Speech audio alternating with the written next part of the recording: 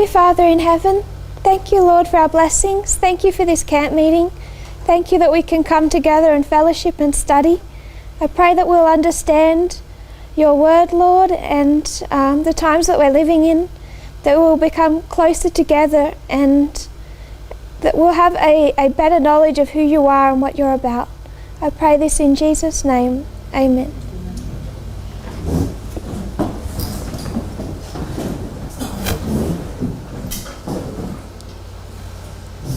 Good morning. Good morning. Everything that we study this week, really do believe, as best as I can think, everything is going over one framework. And those are the frameworks of our reform lines. So before we get into our other subjects, Acts 27, battles in history, I first want us to consider our reform lines. So we're going to spend probably most of this morning just studying those reform lines so that when we go to a history, we know what we're laying it over.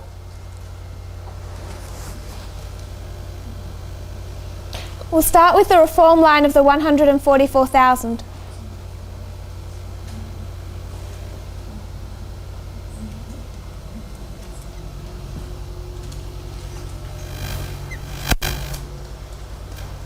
Begins in 1989.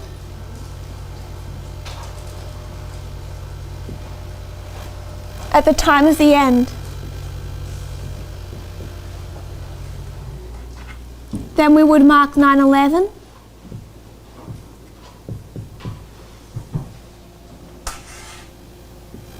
Sunday law.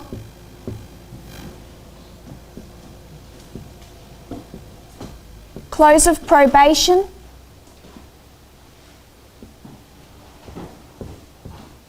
Second Advent.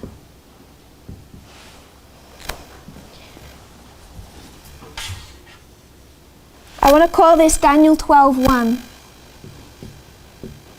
Michael stands up. This is our basic framework of the line of the 144,000. You can see 4 periods of time.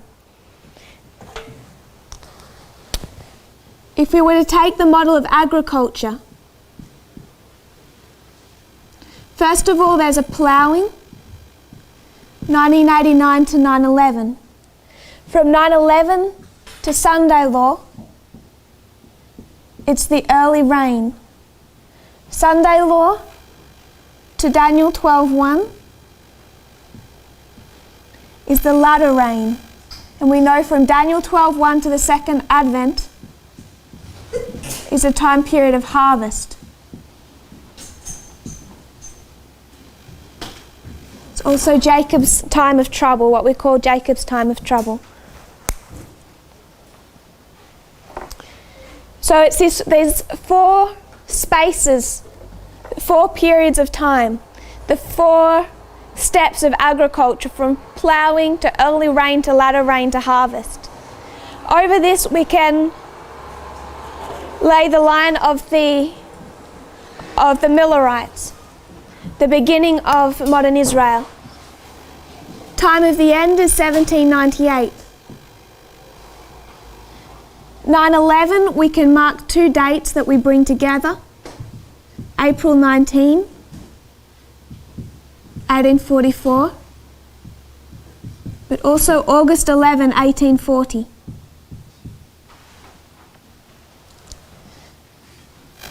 Sunday law, July 21. Their close of probation, October 22. And the second Advent, we're marking as 1863, what should have been 1863. That's something that Elder Parminder has put in the record based on the 2520 and the 19 years. But if you're unfamiliar with the date of 1863 being placed over that waymark, you can at least recognise that it was meant to be in that history. So we take these 4 periods of time and we can bring them into Millerite history and see 1798 and 1989, the 2 time of the end. 9/11, then Sunday law, Daniel 12:1, second Advent. These are the 4 main periods of time. Within this first period, 1989 to 9/11, we could mark an increase of knowledge.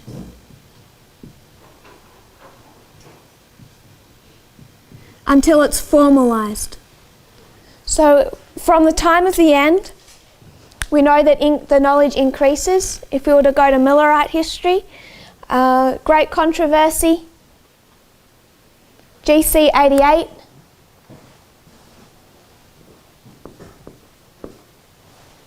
.329.2.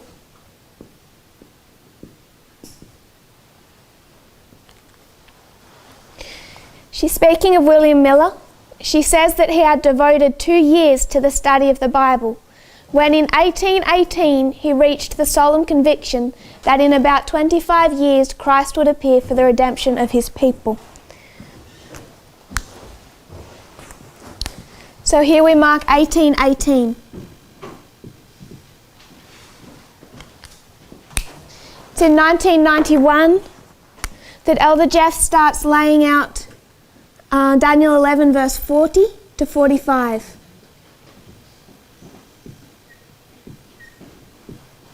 This becomes important, something we're going to continue to revisit, this 2-year history, 1989 to 91, particularly when we consider external events.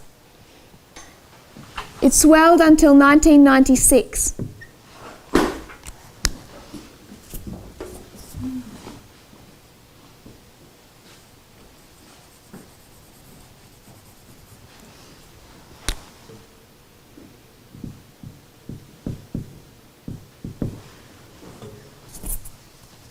In 1996, we have the Time of the End magazine.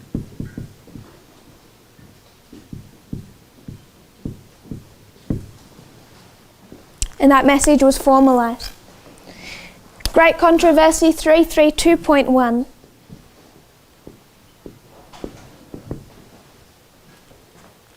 In 1833, Miller received a license to preach from the Baptist church of which he was a member. A large number of the ministers of his denomination also approved his work, and it was with their formal sanction that he continued his labours. His work was formalised in 1833.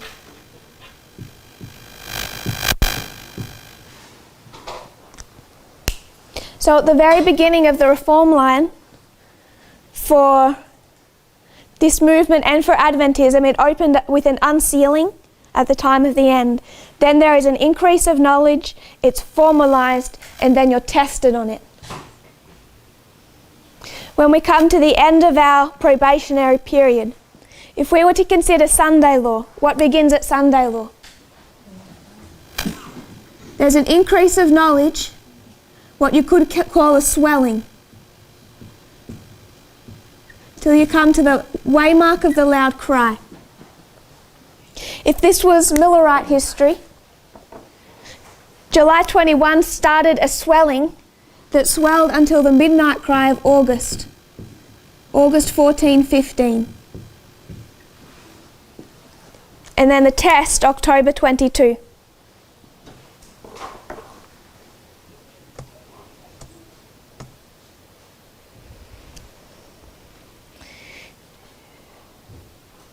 This is a quote by Joseph Bates in the Pioneer Writings. He says, "At midnight a cry was raised." When was midnight? Midnight is July 21, midway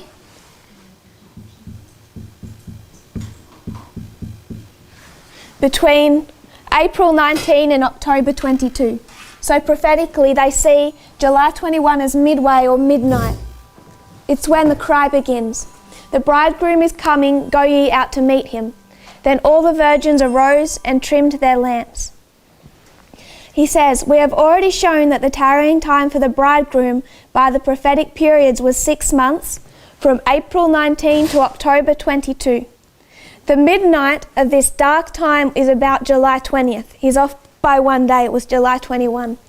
Here Samuel Snow gave the true midnight cry in the tabernacle in Boston at this time, and it was received by the virgins in a different light from what it ever was before."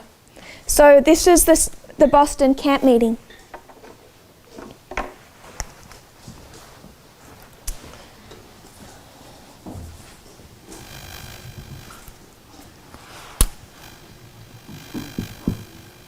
July 21 marked the Boston camp meeting. We know that August 15 was Exeter. At midnight, in the dead of the night of the tarrying of the bridegroom, the cry was raised. A camp meeting was next held in Concord, somewhere about August 1. Here, as we afterwards learned, the cry resounded throughout the camp. Where does the cry next sound? It's not Exeter, it's Concord. On the 12th of August, another was held in Exeter. So between Boston and Exeter, there's another camp meeting. This is the camp meeting of Concord.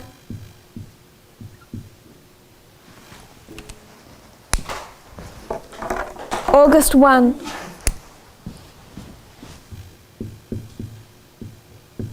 This is July 21. This camp meeting of Exeter began August 12. And if you consider the beginning of that camp meeting, Concord is also midnight or midway. Midway between July 21 and August 12, when Exeter begins. So we have at the beginning, the very beginning of our reform line, we have an unsealing of a message. It swells. There's an increase of knowledge, formalisation and a test. We come to the very end of our reform line, and what we see is a repeating pattern. Here we have Sunday law. There's a swelling, which is an increase of knowledge. It's formalised at the loud cry, and there's a test. So this is the exact same pattern. We could see this also as the swelling of a cry, and we could see this also as an increase of knowledge. That's an identical repeating structure. If we were to bring this down and consider the reform line of the priests,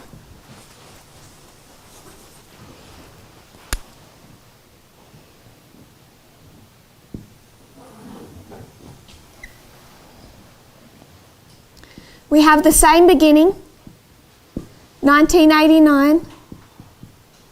It swells to 1991. It's formalised in 1996. And then the test, 9/11.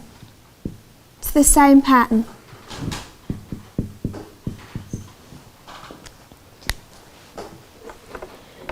The same pattern that you could call Boston, Concord, Exeter, test. Then from 9/11, we could then mark 2014,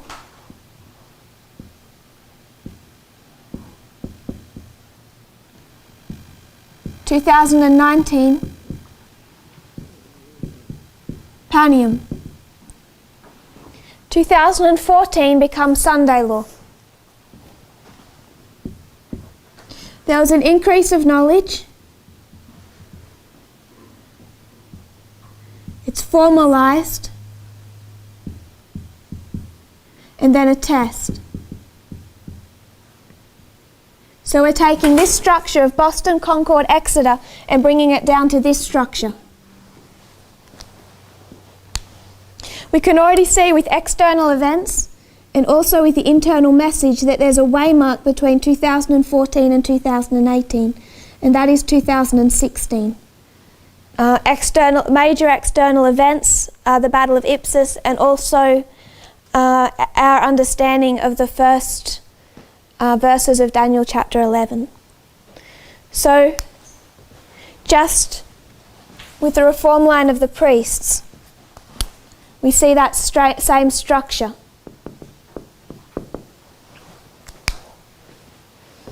Of Boston, Concord and Exeter. And then a test. I want to refer us to a couple of quotes.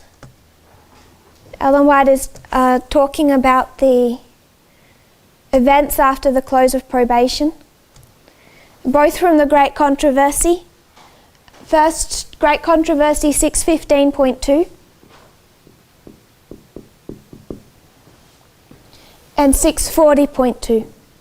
I just want to paraphrase a couple of sentences. 6:15.2, she says, the Sabbath has become a special point of controversy throughout the world. Religious secular authorities have combined to enforce its observance. The persistent refusal of a small minority to yield to that demand makes them the objects of universal execration. The same argument made centuries ago that was brought upon Christ. It is expedient that one man should die for the people than that the whole nation should perish. This argument will appear conclusive, and a decree will finally be issued against those who hallow the Sabbath of the fourth commandment, denouncing them as deserving of the severest punishment and giving the people liberty after a certain time to put them to death. Romanism in the old world and apostate Protestantism in the new will pursue a similar course toward those who honour all the divine precepts. That's 6:15.2. So she's describing in this history, after the close of probation, there is a death decree.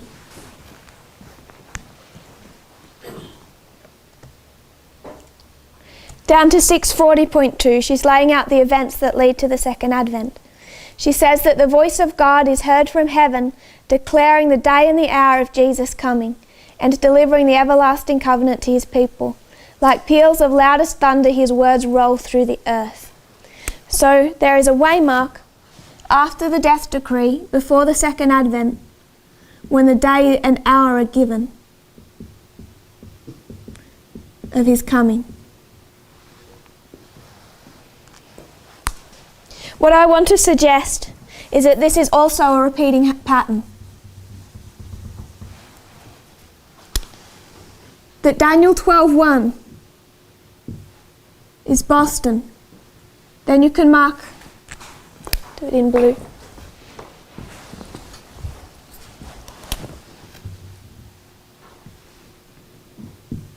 Concord and Exeter. If we were to bring this down to the reform line of the priests, 2019 to Panium, there must be two waymarks. One of them, taking it from here, would be this concept of a decree. And the second, this waymark of Exeter, would be a message in relation to time.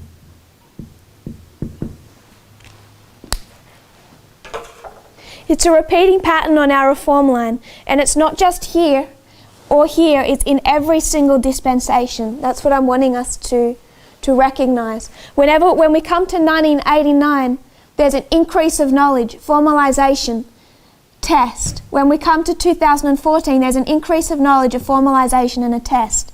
But also, right from the close of probation, there also must be an increase of knowledge, a formalisation and a test. It is within every single dispensation. So 1989 to 9/11, we see that structure. It therefore must be repeated between 9/11 and 2014. This dispensation must have a Boston, Concord and Exeter. The Boston, the waymark of Boston, is a message unsealed. It isn't fully understood, but it's unsealed. The waymark of Concord is its name gives it away. What does it mean to be in Concord? There's that verse in the Bible where it says, what concord can Christ have with Belial? What is that verse saying? What agreement, what unity? Concord means to come into union. If any of you play music or even you're singing, your singing must be in concord. It means that it's in harmony. If you have two chords or a selection of notes in concord, they make a distinct sound, a harmonious sound. A chord. Yes. 1-3-5. So when we think of concord, it's unity. Here at Concord, at the death decree, you have the world in unity. That's why they've been able to make a death decree. They've come to a uniform decision. And we're not going to go into all the examples of that, but it's a characteristic of this waymark. This is a waymark of Concord. So is here, so is here, so is here. We started by saying there's 4 periods of time. Within every one of those period of time, there must be a message given. It must swell, be formalized, and then be tested upon it. So what is the message given between 9/11 and 2014? What is this swelling? What's the message between 9/11 and 2014? I want to suggest that it's the message of the 2520. We won't go through that in detail now because we're going to come back to it, particularly because I want to look at the external events of that history. But I'll just mark it for now. 9/11, the 2520 is unsealed. 2005, it's laid out. It isn't fully laid out in its completeness until 2009. I'm going to highlight 2009 in another presentation because of the external events that happen here. But I'm suggesting this is the waymark of the increase of knowledge on the 2520. This is the camp meeting or the school in Arkansas where Elder Parminder lays out the study, the 2520 revealed. 2009 is an increase of knowledge. It continues to swell because this is the dispensation of time setting.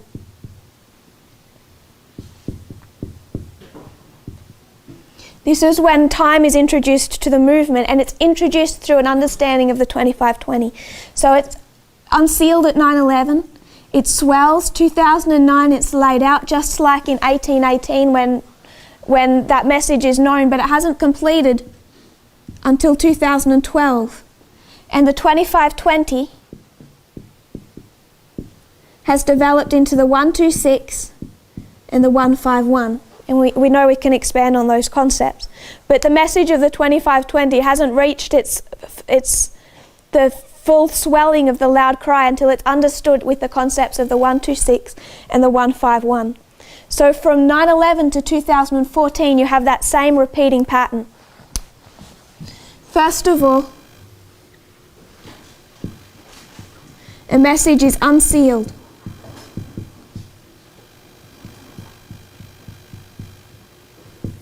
Then it swells, which we call the increase of knowledge. It's a period of time, but it's also a waymark. Then it's formalized.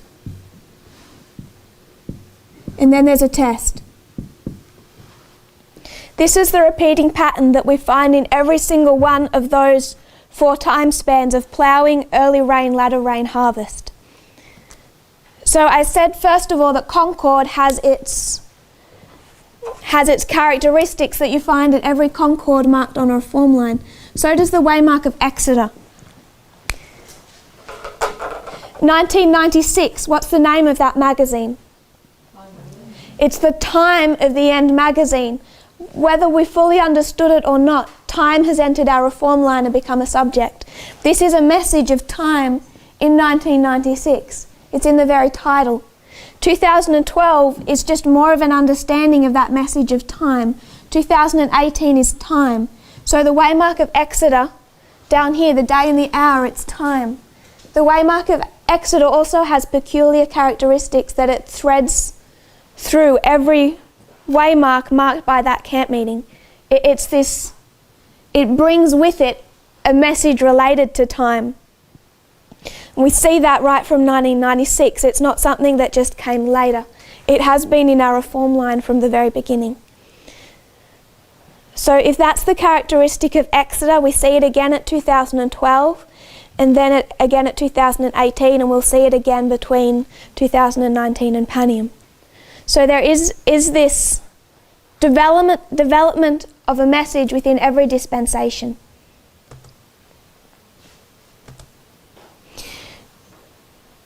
I want us to think a little bit more about these time periods, just so we can differentiate them. By the way, what does that mean for this period? For the line of the 144,000. There must be a waymark, 2 waymarks between 9/11 and Sunday law. This cannot be empty space for the 144,000. So for the 144,000, Raphia and Panium, I want to suggest that's what they are. They are on that line. They must exist between this empty space of 9/11 and Sunday law. So we have an increase of knowledge, formalisation and a test. What is this test? From 1989 to 9/11, what's the message given that we're tested on? We have the message of Daniel 11, 40 to 45. There's also a message of reform lines. These are the messages that have been given that we're then tested upon. From 9/11 to 2014, what is the message? 25/20 and time setting. This is the test from 9/11 to 2014. 2014 to 2019, what is the test? This is one of the things I want to highlight at the very beginning of our camp meeting. When is time setting a test for the priests? Between here and here. I think there can be a dangerous concept that somehow just because it was accepted in this history that it was a test for our dispensation. Time setting is not our test. November 9 is not our test. It has not been a test for this movement since 2014. It's not the test of the midnight cry. November 9 is not the test of the midnight cry. That concept of time setting was a test in this dispensation, just like Daniel 11, 40 to 45 was a test in this dispensation. So there is a temptation to think somehow that we've accepted November 9, we know what the test is, and we've passed the test. First of all, time setting is not the test for this dispensation. The fact that it was accepted last year just meant that we had to resit it. And when it was presented, it was not fought against. The vast majority of people did not fight it. The reason they didn't fight it is because it wasn't their test. We've already passed that. By the time they resit the exam, they were okay with it. Our test in this history is harder than we might imagine. First of all, it's not time setting. Second of all, it's not November 9. November 9 is just giving us a date or an end point of a test. It's not the test itself. If I was a teacher and I said we're going to have an exam July 30, just knowing the day you sit the exam doesn't help you pass it. It helps you turn up. It's helpful, but it doesn't help you pass it. You still have to sit it. Knowing the day that you have a test in school doesn't give you the answers of the test. It just gives you a framework. It gives you a day that you can arrive at, but it is not the test. Time setting was a test from 9/11 to 2014. It is not part of the Midnight Cry test in this history. So every dispensation has this repeating pattern, and it might look complicated on a board, but if we can just break it down to this one concept, that in every history there must be a message that we're meant to learn that helps aids us in our growth, then it becomes more simple. That each one of these waymarks, 1989, 9/11, 2014, 2019, mark the beginning of a message. And that message is going to test us.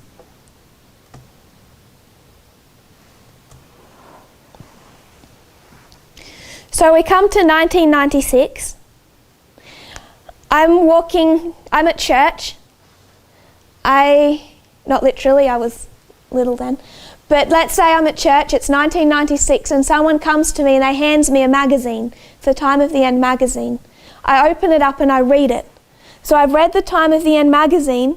It's giving the message of Daniel 11, 40 to 45. The message can also be presented, the message of reform lines. I think that was also documented. Someone gives me that when it's printed in 1996. When am I tested on that? Why?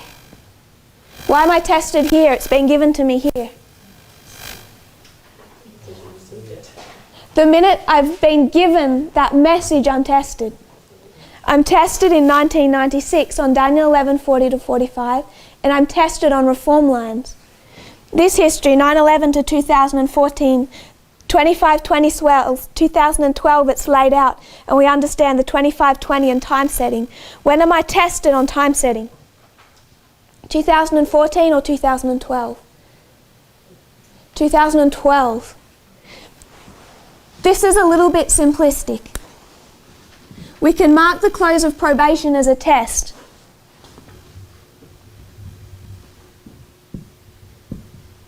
But the test is back here. It's progressive. The date is the day you hand in your papers. It's not the day you sit it. In this history, the minute I've been given a Time of the End magazine, I accept or reject it. I don't wait till 9/11 to sit the test. 9/11 to 2014, I don't make my mind up on time setting at some special day in 2014. I've sat it and passed or failed in 2012, and I'm given time to adjust to it, to understand what it means, the implications. So the message or the test in this dispensation from 2014 to 2019, when is our test? It's not November 9. Our test is here. Our test is in 2018 at the midnight cry, and it just takes a period of time till November 9 when we hand in our papers. But the message is the test. It's understanding the message and the implications of it. I want to discuss through the course of the camp meeting what the test for our dispensation is, what particular aspects of the message. But I want us to just consider going back to it was October 3 when November 9 was presented. I think there is it doesn't surprise me, it's completely natural and logical. In the evening of October 3, November 9 was presented. And because November 9 was presented, people identified it as the midnight cry. And then I remember the day it was presented. It was prayer meeting that night, and we stood around and we talked for hours. No one argued about November 9. Why? Because it wasn't our test. No one had a problem with the day. No one in that room had a problem with the day. I know some have left over it, but no one in the room had a problem with the day. What people were battling over was not the afternoon presentation on November 9.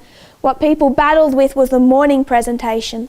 The same day the test was given, but people didn't identify it as the test. They still thought it was November 9 and time setting. The test was the morning, and the test of October 3. The message presented in the morning was one of conspiracy theories and politics. We need to go into more detail to understand what that is, but that starts giving us an idea of what our test for this dispensation is. Our test for the history of 2014 to 2019, which then shouldn't surprise us why we have all of these external events in this history. There's one other point that I want us to make, and then we might just review a little and continue. What makes these messages so hard to hear? 1996, a message is given, the time of the end, Daniel 11:40 to 45, reform lines. I want to give you a quote. Second selected messages, 389. And I'm going to just paraphrase from quite a few paragraphs. I'm starting at point 3, but I'm going to continue through that passage. After the passing of the time, God entrusted to his faithful followers the precious principles of present truth. These principles were not given to those who had had no part in the giving of the first and second angels' messages. Those who pass through these experiences are to be as firm as a rock to the principles that made us Seventh-day Adventists. The Lord has declared that the history of the past shall be rehearsed as we enter upon the closing work. Every truth that he has given for these last days is to be proclaimed to the world. Every pillar that he has established is to be strengthened. We cannot now step off the foundation that God has established. We cannot now enter into any new organization, for this would mean apostasy from the truth. What is she saying? No new organization. What begins to happen in this history? New organization. Can you see the problem? Why are people rejecting this, fighting over it? What Elder Jeff was doing and presenting? Because they have spirit of prophecy quotes that when they read them, they says that at the end of time, when the closing work is occurring, there is to be no new organisation. That would be apostasy. So people fall away. Even people who've been in the movement for years, they wake up one morning, and I don't think they do wake up one morning. I think that there's been a journey they've gone on that have caused them to do that. But they wake up one morning and say, wait a minute, there's supposed to be new organisation. And then they reject this movement and they fall away. Another quote. First Selected Messages, 188.3.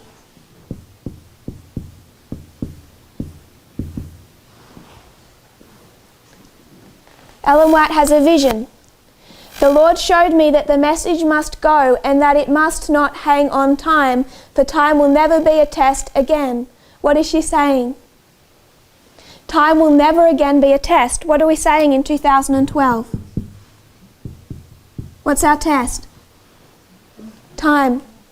So people who've been in the movement for years, who accepted time setting, accepted this, people who've been in the movement for decades, they reject this movement and they go back to the church, and what do they start saying? We're in apostasy because Ellen White says there's no new organisation and no message hang on time. The disagreements people have with what we're doing, particularly when we come to a test, is with how we read. It's a reoccurring cause of disagreement. The reason I want to highlight this now is because this isn't going to be something that goes away. It's going to continue to be a problem. Hopefully, if you've been following this movement and you've heard these messages, you've understood why we understand these quotes in their context, in a framework. We understand what she's saying and why she's saying it, and we're not shaken by those statements. But for people that read a certain way, that just take those quotes and drop them straight into our history without considering their context, considering why she's saying it and what she's actually meaning to say, they trip over them and they cause them to reject these messages. So 1996 is a message. It goes against a straight reading of the spirit of prophecy. If you take them without considering a framework, 2012 is a test, goes straight against spirit of prophecy if you don't consider them in their framework. 2018, this history is not going to be any different. The reason I have been saying, I think I might have been misunderstood in a few ways when I say this, that we need to go back to 2012, is not because we need to accept time setting, we've done that. It's not because we have some type of repentance and work to do. The reason we need to go back to 2012 is because we need to understand how we read. It's going to continue to be a cause of disagreement if we don't come into unity with how we read. And I still believe that while from the time of the end, it's not a methodology that began here, it began back here when we understood how to read these quotes.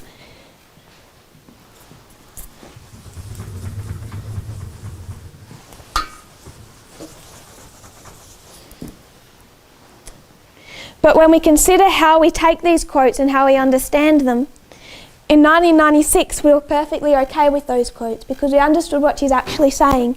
2012, all of a sudden we weren't. Why? Because we're not applying our methodology consistently. Our problem is consistency. If we're going to take something that she says and we're going to just take it as it straight reads, then we're going to have problems. 1996, we know to take it in context. All of a sudden in 2012, we're not doing that. And we're going to trip over again, just like we did then, if we don't become consistent with that method. I don't want to go into detail here, I just want to highlight it. Beginning and end of ancient Israel. Reform line of Moses. Beginning, the end of ancient Israel, reform line of Christ.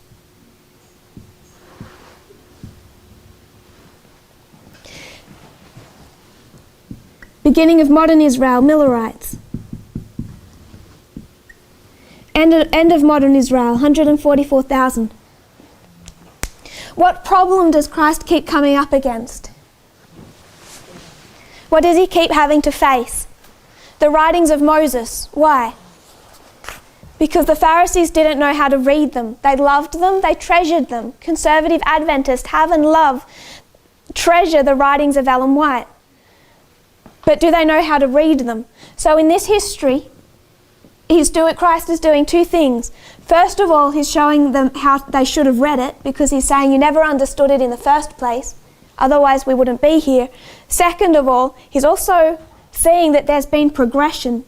Here, it's circumcision. Here, it's baptism.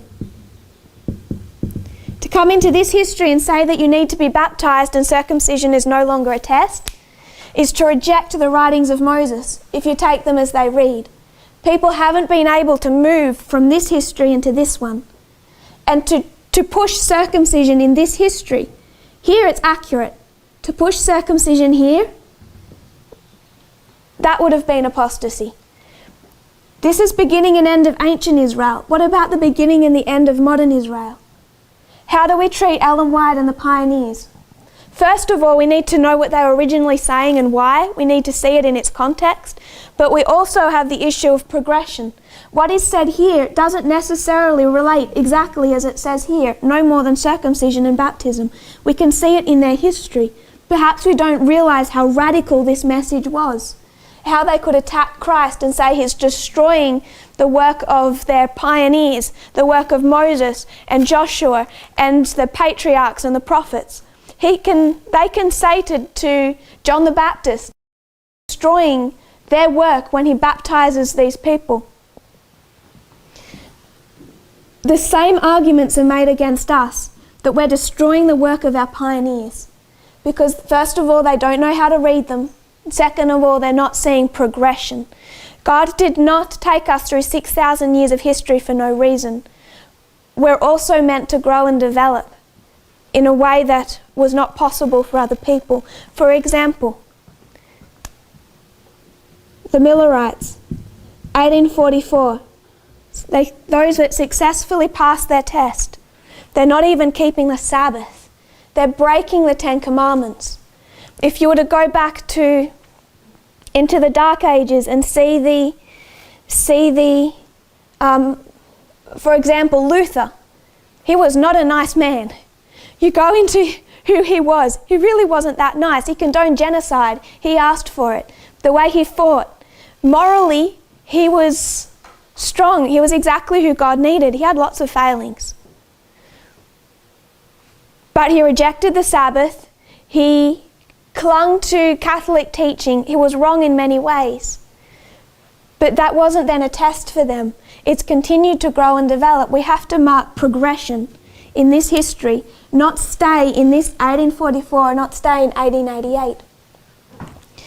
We also need to understand what they originally meant when they wrote what they did. The same way Christ comes here and they think it's this radical new teaching. First of all, because they haven't understood Moses. And second of all, because they haven't been willing to progress. So this is why it's a continuing problem. In 2012, it's highlighted again, but it's a problem back here when you have people saying there's no new organisation, our leadership cannot be passed by. It doesn't matter how bad the conference gets, the ship sails through to the very end. I've heard all those arguments presented from conference church pulpits. That's their logic. But they're not understanding how to read any more than the Pharisees do when they say in this history, God would never forsake the line of David.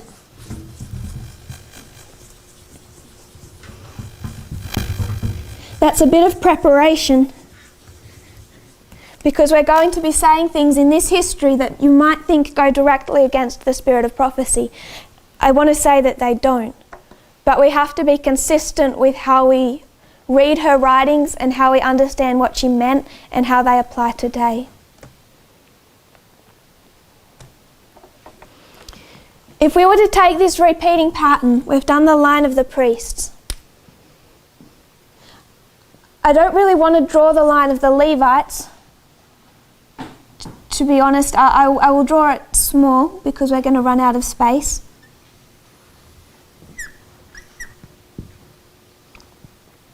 It moves one dispensation across.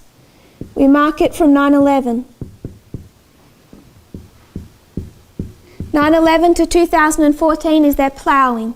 2014 to 2019 is their early rain. 2019 to Panium is their latter rain. Panium to Sunday Law is their harvest. And in every one of these periods of time,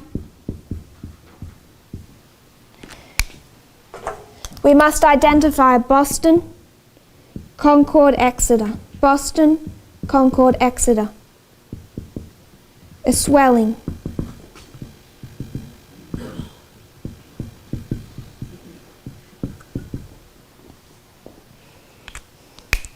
In 2009 there's external events. 2012 there's external events.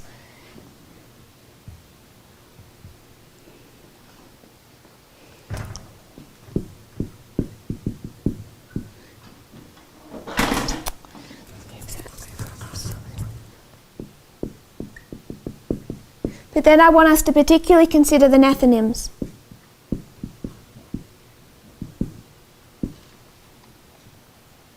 They begin their reform line from 2014. 2014 is the time of the end for Nethinim, for the world. It's the time of the end for the world. They must have an increase of knowledge, a formalization,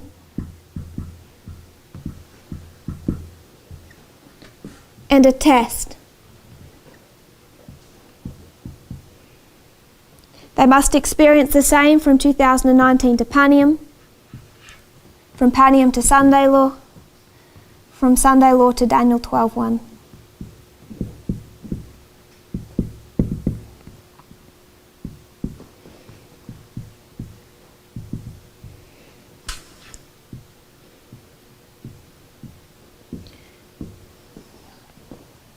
Those 4 dispensations.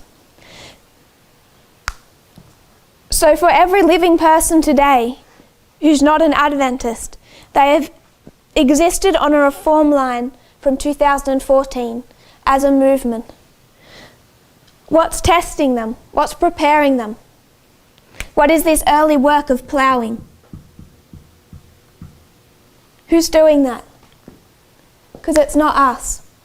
This movement is not doing this early work of preparation. We also don't do the early rain or the latter rain. We'll get to those periods. But what's preparing them? Since 2014, there's been an escalation of external events. If you think how different the world looked back in this history before 2014, it's no wonder it's become so toxic so quickly. It's what's dividing already 2 groups of worshippers in the world. 2 classes of people. And this is occurring completely and only through external events. So 2014, it's the beginning work, it's preparation. 2016, there's an increase of knowledge. It's the election, the 2016 election. 2018, it's formalised. 2019 is their 9/11 test.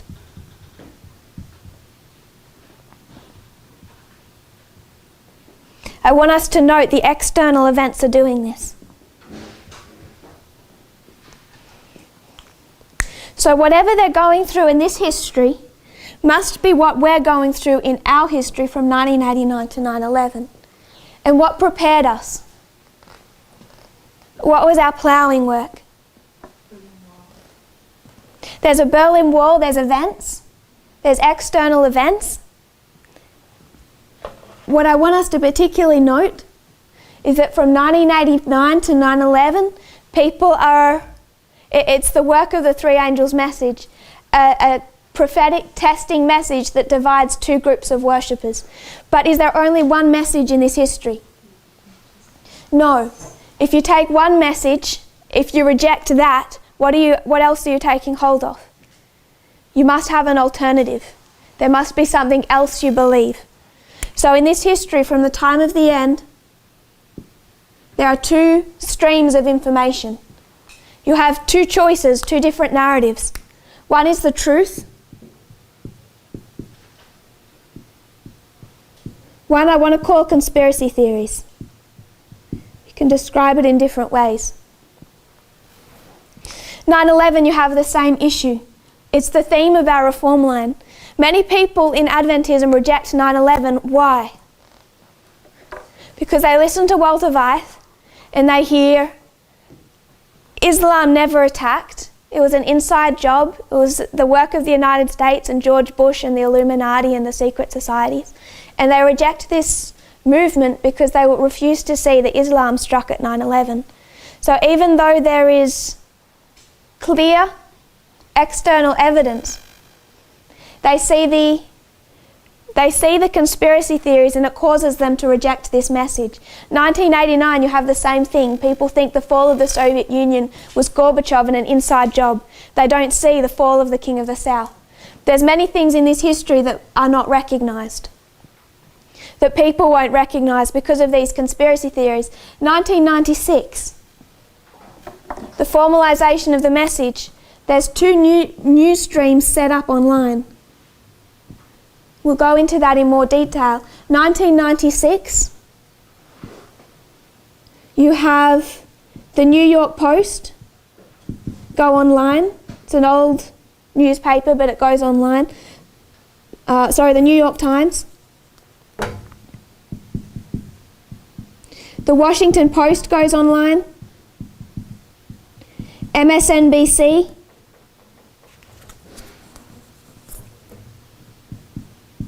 Begins operation. Yahoo News begins operation. And on the other side of the spectrum, Fox begins. This is the work of Rupert Murdoch. When did Rupert Murdoch set up his first news organisation? 1989 in the United Kingdom. He began it in 1989. He moved to the United States in 1996. These external events perfectly fit the progression of our reform line. We'll discuss that. I think this was Sun News in 1989. You have until 11:15. 11:15? Yeah. Okay, 20. Thanks. So 1989, Rupert Murdoch sets up. I think it's called The Sun. I'm not sure. We'll go through that with a different set of notes. But you can mark him in 1989. You can mark all the people that are connected to Fox News.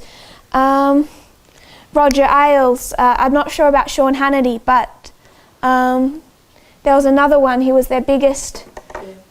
Bill O'Reilly, 1989. You can place them in 1989 repetitively, but it's in 1996 they all come together and form the Fox News network with Roger Ailes. So in 1996 you have this issue of two streams of information, but it goes through all our waymarks. It's the theme of these two streams, and you can see that not just in this history, 1989 to 9/11, where these streams first show themselves. And I want to say it didn't begin with Fox News. Conspiracy theories didn't begin there. But what they did was they came together in a way that is going to impact future events in a way that I think we're only just beginning to grapple with. So 2014 forward, externally, first of all, internally, 1989 to 9/11. Internally, you have two streams of information. You have a message. You have Elder Jeff, Time of the End magazine. He's talking about reform lines and Daniel 11. This true stream of information. Now, if I was a critic, would I look at this and say it was perfect? If I was a critic, I'd come to it and I'd say, why are you saying the King of the South is defeated? Why is there all of these bits missing? I might have a problem with it. What I want to say is that it's perfect for its dispensation. And then it continues to grow and develop, but it was perfect for the time that it was needed in. So also you have what I want to call a perfect message. You also have an alternative. You also have the church and their explanation of events, particularly when it comes to Walter Weiss, but there are others that worked with him. Good moral men, some of them really nice, but they worked with him in sharing these conspiracy theories. 2014 to 2019 is no different. You must, for the Nethinims, have two streams of information, two different stories about what is happening globally. You have many of them saying 2014 we're under the judgment of God. The reason we're under God's judgment is because our nation is immoral. We have school shootings, not because of guns, but because we don't allow prayer in schools. We have natural disasters, not because of global warming, because we don't believe in that either. We have natural disasters because of gay pride marches. They're rejecting clear external truths to favour conspiracy theories and bring about this concept of the judgment of God. So you have conspiracy theories,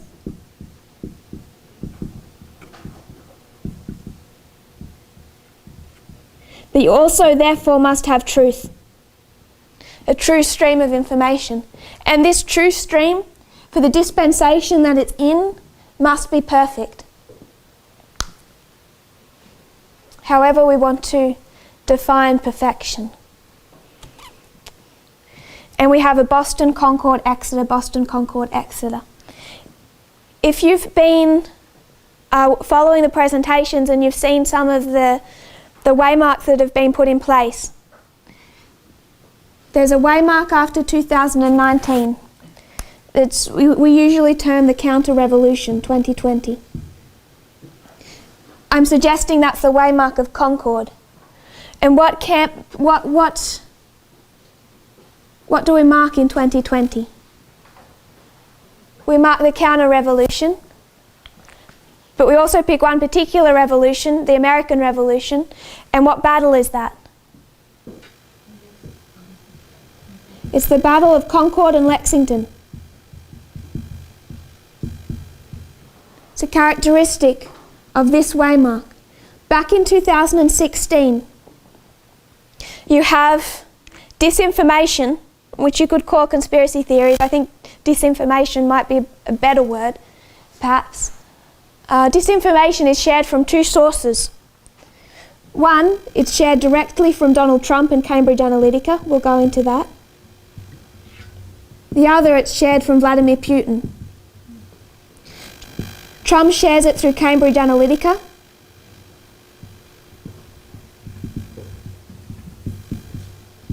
Putin shares it through an agency known as the Internet Research Agency.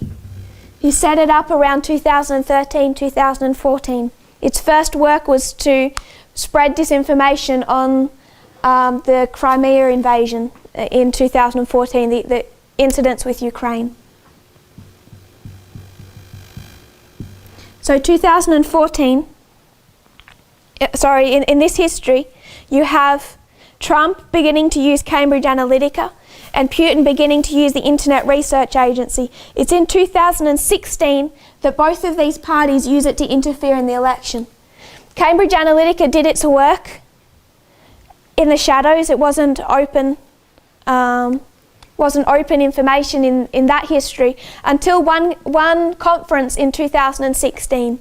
It's a huge conference. It was set up in 2011. The first speaker was former President George Bush. It's a seriously influential conference. When I think the CEO of Cambridge Analytica spoke in that conference, he was speaking in front of some of the world's most powerful people. George Soros was in the audience. World leaders, billionaires. Many people in that audience heard him speak. And it was Alexander Nix that spoke at that conference, and he laid out the way Cambridge Analytica works. And then at the end of his speech, he said that we're also working in the 2016 election. He said, I think he says the election's in 7 weeks, wait and see who wins, and when you see who wins, remember who won that election. He's crediting his own company. This is 2016, and that conference is called Concordia.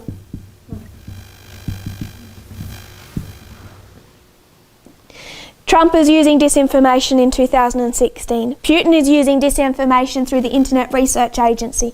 How does he fund the Internet Research Agency? Through an external company, Concord Management and Consulting.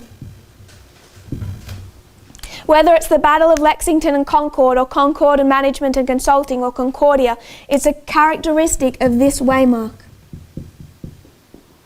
We haven't yet gone back to 2009 to look for it, but you can see its characteristics. 2020, Concord and Lexington, 273 British casualties.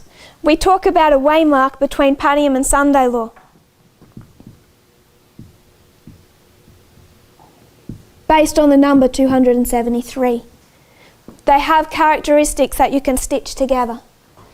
Whether it's a Boston or Concord or an Exeter, carries with it certain characteristics. So our reform line is really built on this repeating structure or repeating pattern. And it's not just for the priests or the 144,000, it's also for the Nethinims. And this stream of disinformation, it exists in their history. There is also a true stream, and what it is doing from the very, very beginning is already dividing 2 classes of worshippers. If we come into our history of the priests, can we enter a reform line in 1989, reject the increase of knowledge, reject the formalisation, reject 9/11, and have any hope at 2014 or 2019? No. So when we come down to this history, and we want to engage in a work of harvest, they're already divided. They're divided from here. If in 2014 someone starts to hear these conspiracy theories, they start to turn against, or they probably have long had that belief system, but they turn against Obama and the Clinton, they imbibe these conspiracy theories about George Soros and globalization and their New World Order and secret societies. They take on those characteristics. 2016, their increase of knowledge. They're at a Trump rally. 2018, Donald Trump shows his characteristics. We're going to discuss that in much more detail. They stand on Trump's side. 2019, they're still on his side and they're turning more against mainstream media. What hope do they have at Panem or Sunday law or Daniel 12:1? As a movement, unless they're an individual and they can repent, which is hard when you've taken on conspiracy theories because you distrust everything. But if they're on that side of the issue in this history, there is no hope. These external events are already dividing 2 groups of people.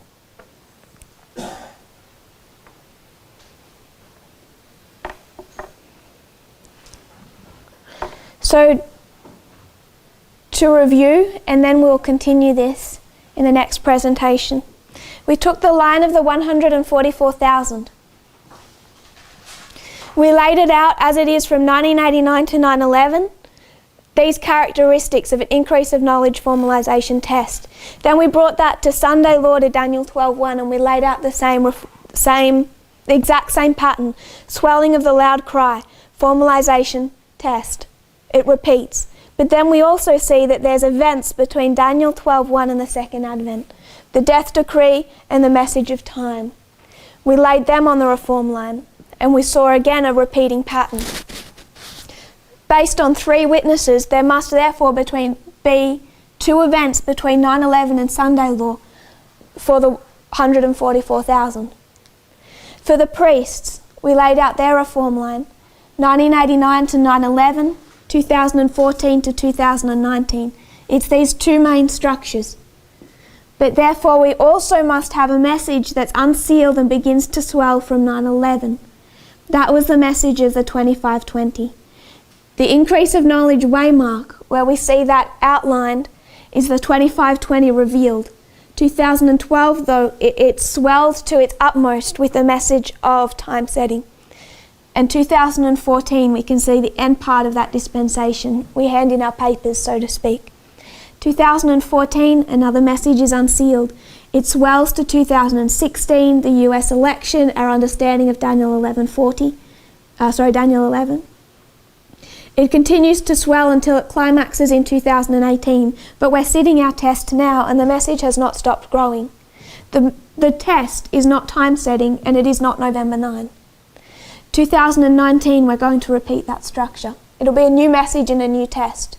We have to get to terms with this one so that we're ready for this. What people keep tripping up every single time a message is opened, whether it's in this dispensation or in this dispensation, they've tripped over how we read.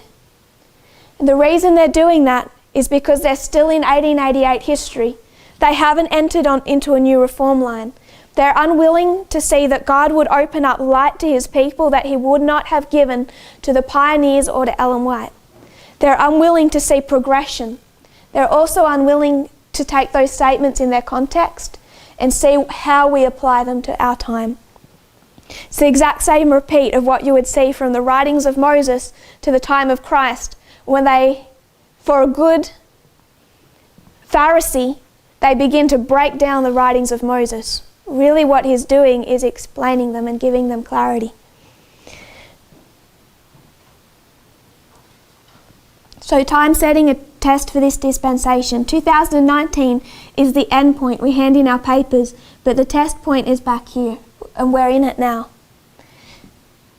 We're going to repeat that. It's the same for the Levites. They have more of an interaction with us, but particularly what they're meant to see is these external events. From 9/11 to 2014, there's external events connected to 2009 to 2012 that I want us to discuss. And we'll go through that. But they've had their ploughing work. Then they've had their early rain, 2014 to 2019. Again, external events that are preparing them. And that pattern continues. Just to highlight one point, 2019, what is it?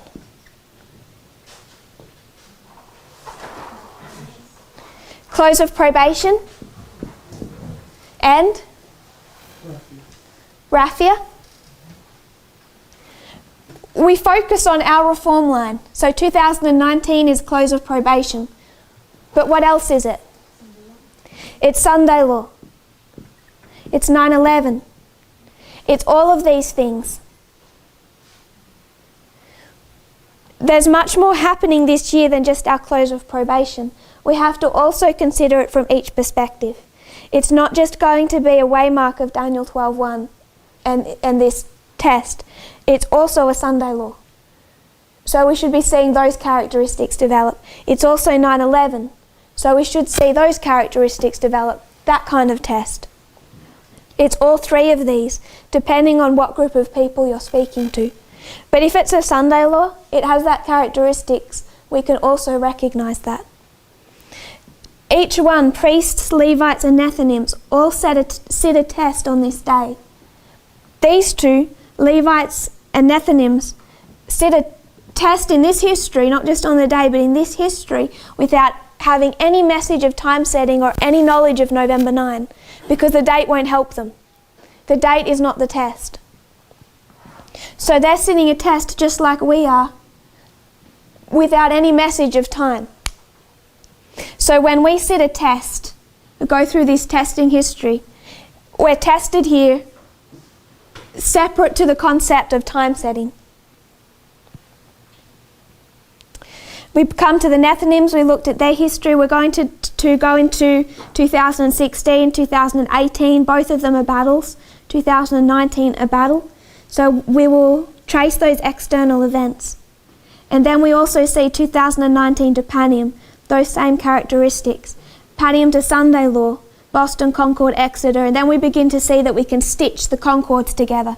2016, Concordia, Concord Management and Consulting. 2020, which is here, Concord and Lexington. After Panium, the 273. They have particular characteristics. So does Exeter. 1996 is an Exeter. It's a formalisation of a message. Time of the End magazine, 2012, time setting, 2018, November 9. It's a characteristic of that waymark. What we also see is there's not just one message dividing two groups of people. There's two. Both externally and internally. Inside Adventism in this history, you can see conspiracy theories about how we relate to external events, but it also is developing externally, where you have two streams. One of them pure, one of them safe, one of them not safe. Conservative right-wing media. It's not just Fox News, but Fox News is really the head of that movement. So we come to 2014, you have a movement of Nethinims. They're being divided by two separate streams of information. Before we close, I would like us to consider the Time of the End magazine. I'll just find it.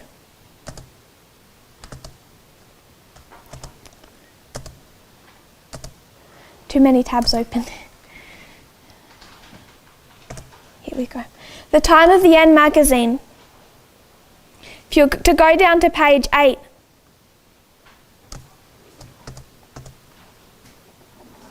I'm just going to paraphrase a little from page 8. The light that Daniel received from God was given especially for these last days. The visions he saw by the banks of the Ulai and the Hiddekel, the great rivers, how many rivers? 2. Of Shinar are now in process of fulfillment, and all the events foretold will soon come to pass. Elder Jeff is quoting from Testimonies to Ministers 112 and 113. The vision on the banks of the Ulai is the vision of Daniel 8, and the only part of the vision by the Ulai which had not been fulfilled when Sister White made this statement was Daniel 8:14. He goes on to describe it. And then he speaks of the Hiddekel. When the Hiddekel flows into the sea, it ceases to exist. So too, when the king of the north comes to his end, none shall help. So there are two rivers flowing to two symbolic bodies of water. Two streams of information, the Ulai to the Sea of Glass, the Hiddekel to the Lake of Fire. This is 1996. The message of time is introduced from the very beginning of this movement. Two streams of information, conspiracy theories, all that we're developing now is not new. It was part of the message from the Time of the End. It's in the Time of the End magazine. Time setting is in the Time of the End magazine. Two streams of information are in the Time of the End magazine. When Elder Jeff lays out the Ulai and the Hiddekel, one will take you to the Lake of Fire. This stream of information will take a Nethinim to the Lake of Fire. This stream of information will take him to the Sea of Glass. Two rivers flowing to two symbolic bodies of water. Two visions representing both the stories of the redeemed and the stories of the lost. As these rivers flow into the sea, their messages cross the boundary line of human probation, forever separating the righteous and the wicked. So, from 2014, the time of the end for the world, there is the Ulai and the Hiddekel. And the message of two streams of information has been part of this message, like everything we're teaching from the very beginning. All we're doing is having a better and a greater understanding of what it means. But it exists from here. These two streams of information, the Ulai and the Hiddekel, they have to develop the world, because by the time we get to Sunday Law, we're entering their harvest. They're a fully grown plant. So what has helped them grow? What's planted them and what's watered them? It's not us. It's true and false streams of information that decide a wheat and a tare. If you'll kneel with me, we'll close in prayer.